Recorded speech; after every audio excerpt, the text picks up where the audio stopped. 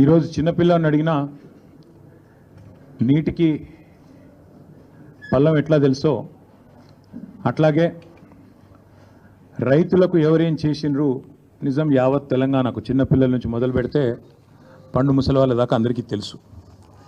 తెలంగాణలో రైతు రాజ్యం ఎవరు తీసుకొచ్చారో, తెలంగాణను ధాన్యం ఉత్పత్తిలో భారతదేశంలోనే పంజాబ్ను హర్యానాను తలదన్ని నెంబర్ 1 ఎవరు చేసినరో తెలంగాణ ప్రజలకు తెలుసు.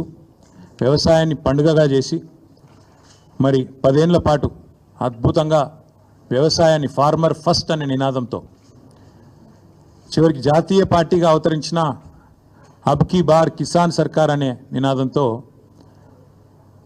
రైతు కేంద్ర బిందువుగా ప్రభుత్వాన్ని ఎవరు నడిపినో అందరికీ తెలుసు.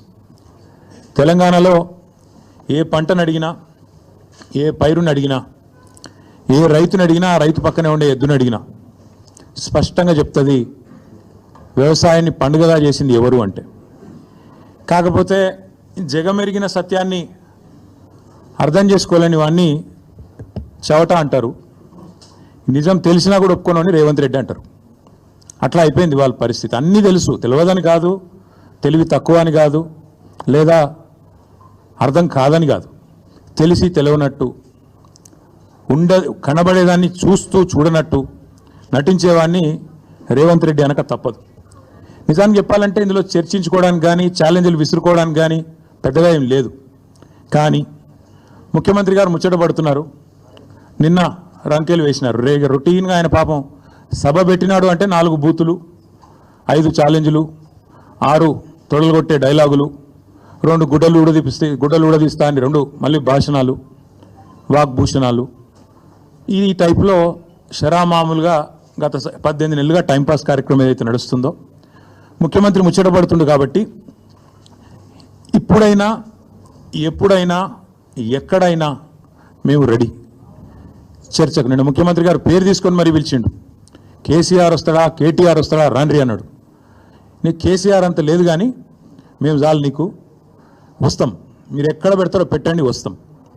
కాకపోతే మేమంటే ఎప్పటికప్పుడు రెడీగా ఉంటాం. ఎందుకంటే ఇలా 10 ఏళ్ళు మునిగి తేలిన వాళ్ళం కాబట్టి మేము ఎప్పుడు రెడీ. కాకపోతే మీకు కొద్దిగా ప్రిపరేషన్ టైం కావాలి, మాకు తెలుసు. ఎందుకంటే మీ మంత్రులు గతంలో కూడా మేము శాసనసభలో మీరు ప్రతిపక్షంలో ఉన్నప్పుడు కూడా చర్చ పెడతామంటే మేము ప్రిపేర్ అయ్యి రాలేదండి అంటారు. ముఖ్యమంత్రి గారు అయితే ఆయనకు తెలుసు మీకు పాపం బూతులు తిట్టడమేమో ఈజీ, చాలా ఈజీ కదా. బూతులు మాట్లాడడము, డైలాగులు కొట్టడం, గుడ్డలు ఉడదీస్తా అనడము, గుడ్డలు ఉడదీస్తేనే ఇందిరమ్మ గొప్పతనం తెలుస్తుంది అనడము, ఇవన్నీ చాలా ఈజీ. కానీ ముఖ్యమంత్రి గారికి నేను ఎందుకు 72 గంటలు టైం అంటున్నా అంటే, మళ్ళీ మీరు అక్కడికి చర్చకు వచ్చి బేసిన్లు బెండకాయలు అని చెప్పి ఆయనతో ఉన్న పరువు తీసుకుంటే తెలంగాణ ముఖ్యమంత్రి పరువు పోతుంది. ఇప్పటికే మీరు ఎంత సిగ్గుమాలిన వ్యక్తో ఇప్పటికే అందరికి అర్థమైపోయింది.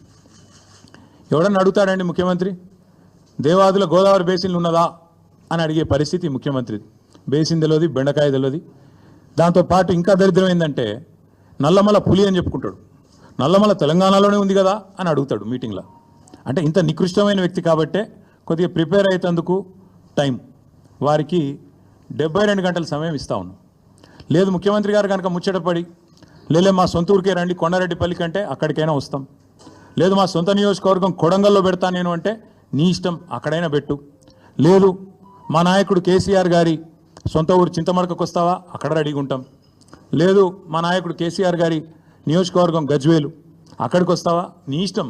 ఊరు నీ ఇష్టం, ప్లేస్ నీ ఇష్టం, సమయం డేటు అన్నీ నీ ఇష్టం. నేను రెడీ, మా పార్టీ తరపున నీ సవాల్ను స్వీకరిస్తూ ఉన్నాం. ఇందులో ముఖ్యమంత్రి గారి తరపున మరి ముఖ్యమంత్రి గారు ఇచ్చిన సవాల్ను పార్టీ తరపున నేను స్వీకరిస్తూ ఉన్నా.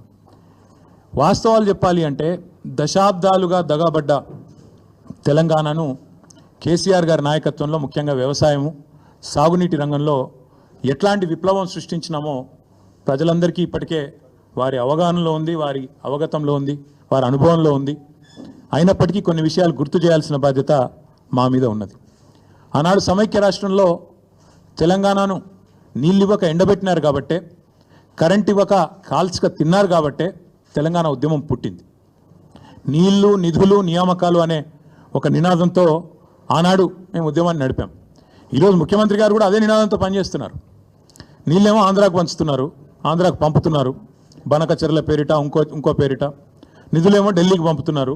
ఇక నియామకాలు మీకు తెలుసు, ఆయన అనుయాయులకు ఆయన తొత్తులకు కొంతమందికి నియామకాలు మాత్రం ఇచ్చుకొని బ్రహ్మాండంగా వాళ్ళతో తెల్లారలేస్తే మమ్మల్ని తిట్టించే కార్యక్రమం మాత్రం చేస్తూ ఉన్నాడు.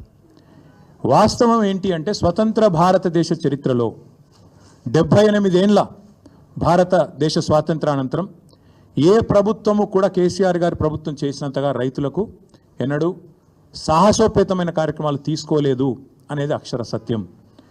రైతు బంధు అనే ఒక విప్లవాత్మకమైన పథకం, ఇది ఇక్కడ అక్కడ కాదు. మొన్న నేను ఆక్స్ఫర్డ్ యూనివర్సిటీకి పోయినా, అక్కడ నేను చెప్తుంటే వాళ్ళే పరిశాన్ అవుతున్నారు.